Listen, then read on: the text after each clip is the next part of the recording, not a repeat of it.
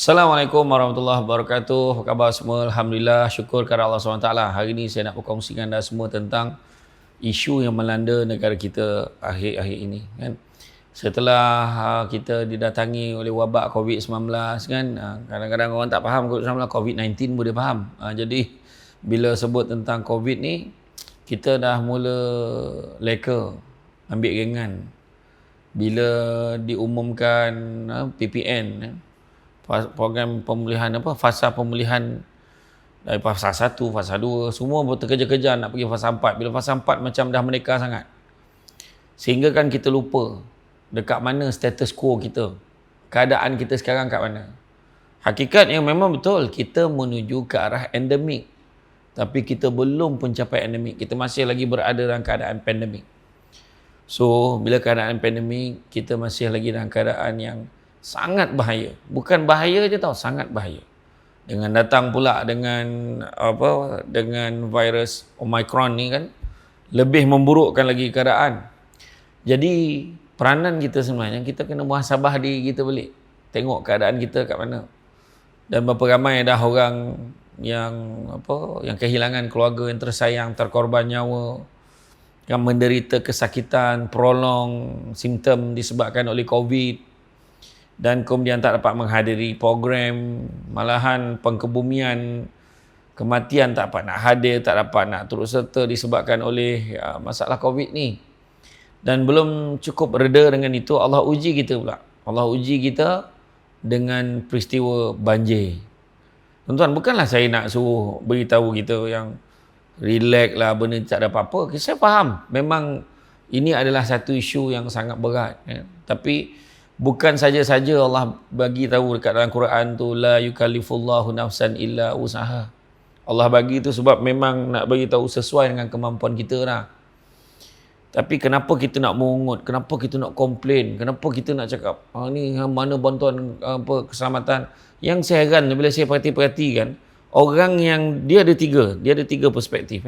Perspektif yang pertama adalah mangsa. Orang yang menghadapi banjir itu sendiri. Kedua, orang yang melihat sahabat-sahabat saudara dia yang terkesan. Dan ketiga adalah sebagai orang umum, orang awam, ya, yang mempunyai kapasiti untuk memberi komentar, untuk memberikan pandangan. So, yang pertama, orang yang menghadapi musibah, dia kena sabar banyak-banyak. Fa inna ma'al usri yusra, inna ma'al usri yusra.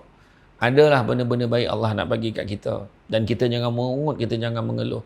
Sebab Nabi ajar kita, banyakkan melihat yang di bawah pada melihat yang di atas. Maksudnya apa? Tengok orang yang lagi susah pada kita. Ada orang mungkin tenggelam habis semua, tetapi mungkin kita masih ada simpanan duit kita, mungkinlah. Kita masih ada cara untuk memulakan. Tapi ada juga yang langsung kehilangan segala-galanya, tetapi adanya bantuan-bantuan. Mungkin masa ni hikmahnya adalah saudara mara kita jadi rapat dengan kita. Mereka semua nak membantu kita. Mungkin. Jadi ada banyak hikmah. Pada orang yang melihat orang lain, jangan kita kecam. Kita tak nampak. Jangan kita rasa macam kita ni dah boleh ambil kerja malaikat pula. Nampak orang ni buat ke orang ni tak buat. Macam baru-baru ni saya tengok ada seorang sahabat saya, seorang penceramah juga, dia kena kecam. Dia kata, cakap boleh lah, pergilah tolong. Kata.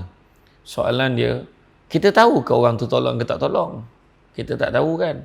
Jadi kalau kita tahu ni seolah-olah kita sama-sama dengan malaikat lah. Kita tengok orang ni buat, orang ni tak buat. Jadi kita tahu orang ni berapa banyak. Dan lepas tu bila orang tu tunjukkan bukti. Dia tunjukkan bukti apa? Dia tunjukkan bukti, ni nampak ni. Nampak ni, saya dah bagi ni, saya dah bagi ni. Lepas tu kau balon juga. Kau cakap dia menunjuk-nunjuk pula. Ni saya nak bawa satu kisah. Saya ni gemar sharekan kisah-kisah ni. Kisah tentang bagaimanakah harimau dengan keldai. Harimau dengan keldai ni, dia bergaduh tau, berlawan cakap. Sebab keldai mati-mati membuktikan, dia kata, dia percaya bahawa rumput tu warna dia biru. Harimau kata tak, apa pula biru pula, hijau. Seorang kata biru, seorang kata hijau. Seekor kata biru, seekor kata hijau. Berlawan-lawan, pada pagi mereka tengah hari. Akhirnya perdebatan ni tak sampailah kepada penyelesaiannya. Akhirnya dia kata, macam ni lah. Kita bawa, keldai kata, kita bawa jumpa dengan raja kita. Rajanya siapa lagi? Siapa lagi? Singa lah. Jumpa dengan singa. Jadi singa jadi hakim. Apa cerita ni? Itulah, aku tak puas hati dengan harimau ni. Kenapa? Aku dah cakap, rumput ni warna ni biru. Dia mati-mati kata hijau. Apa pandangan kau, wahai singa? Betul lah tu biru tu. Terima kasih. Aku dah cakap dah. Warnanya biru. Jadi yang si harimau pun dah menganga. Terkejut. Macam tu pula keputusan singa ni. Dia katalah. Habis aku cadangan macam ni. Dah halang-halang aku ni betul. Aku menang dalam perhujahan aku dengan dia. Aku cadangan jatuhkan hukuman pada harimau ni. Sebab dia nak lawan dengan aku. Lepas tu kata singa, aku setujulah. Kalau macam tu aku jatuhkan hukuman. Bahawa harimau tak boleh cakap apa-apa. Seminggu ni jangan berlawan cakap dengan sesiapa. Kau diam je. Jadi berlalulah keldai dengan penuh rasa gembira. Harimau tak puas hati. Harimau pun menghadaplah rapat. Dia pergi kat singa. Apa cerita? Semua orang tahu rumput tu hijau. Kata singa. Dah semua orang tahu rumput tu hijau. Yang kau pergi berlawan dengan keldai tu lagi buat apa? Keldai tu dah tentulah bodoh. Kau berlawan lagi dengan dia buat apa? Dan dia akan cakap juga biru sampai bila pun. Dan kenapa aku jatuhkan hukum kat engkau? Bukan sebab biru ke hijau. Sebab engkau boleh melayan dan kau ajak aku sama sekali terbabit dengan perdebatan kau ni. Jadi itu sebab aku hukum kau. Jadi sekarang macam inilah. Kesimpulan yang boleh kita ambil daripada kisah ni adalah macam tu juga dengan netizen ni kadang-kadang. Kita buat ini, orang cakap tak betul, buat itu orang cakap tak betul. Tapi penilaian siapa yang kita nak? Sebenarnya penilaian Allah tu yang penting. Bukan penilaian manusia. Kalau fikirkan pasal manusia sampai bila-bila pun apa benda pun tak boleh buat. Nak tolong orang pun orang cakap. Tak tolong pun orang cakap. Kita sumbang duit, kata menunjuk. Kita sumbang duit senyap, orang cakap tak bagi apa-apa. Ini biasa. Tapi siapa yang kita nak bantu, kita bantu. Jangan kita kirakan tentang banyak ke sedikit, orang tahu ke tak tahu, itu bukan persoalan. Persoalannya Allah Maha mengetahui.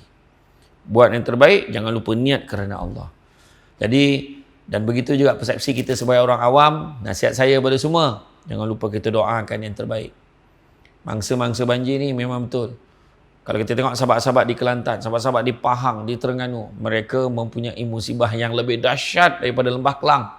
Sebenarnya, kalau kita tengok rumah-rumah di Mentakap, di Temerloh, sampai kan Bumbung pun tenggelam. Tidak sedahsyat mereka. Di Lembah Kelang, memang betul, cuma tinggal lagi. Mungkin terlalu selesa, tidak pernah bersedia pun yang itu akan berlaku. Tapi ini ada satu pengajaran yang sangat mahal harganya. Jadi untuk itu tuan-tuan dan puan-puan sekalian, pada semua yang mengikuti video ini, nasihat saya pada semua. Kita kena sedar bahawa bila Allah Ta'ala kata jadi, jadilah. Kun fayakun. Allah Ta'ala tak ada yang mustahil bagi Allah. Allah boleh jadikan, Allah boleh naikkan air, Allah boleh turunkan air. Allah boleh jadikan pada waktu musim tengkujuh tu tiba-tiba kering, Allah boleh jadikan. Sebab ia bukanlah berdasarkan logik pemikiran manusia. Itu kita kena faham. Dan apa pun, sekali lagi saya ingatkan, Allah Ta'ala beritahu, la yukallifullahu nafsan illa wus'aha. Allah takkan datangkan sesuatu, melainkan sesuai dengan kadar kemampuan dan keupayaan kita. Oleh itu, berserahlah pada Allah banyak-banyak dan yakin pasti ada yang terbaik yang Allah sediakan untuk kita di sebalik ujian-ujian ini. Jumpa lagi. Assalamualaikum warahmatullahi wabarakatuh.